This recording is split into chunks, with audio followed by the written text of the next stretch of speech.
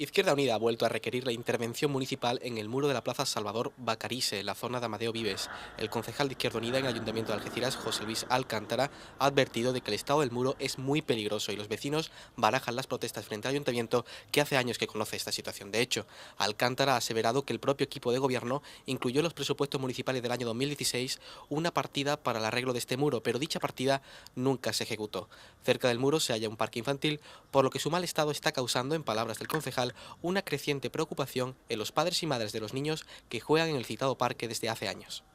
Por otra parte, también han denunciado el mal estado en el que se encuentra el muro del campo de fútbol de los Pastores. Este está apuntalado, pero no se ha vuelto a trabajar en su reforma definitiva, lo que sigue haciendo peligroso su estado. Además de la lógica inseguridad para los asistentes a los diversos partidos de fútbol que allí se juegan, hay que sumarle que este campo deportivo se encuentra anexo a una vía pública por donde pasan centenares de niños para acudir al Colegio de Infantil y Primaria Nuestra Señora de Europa, lo que hace más urgente la reparación del mismo.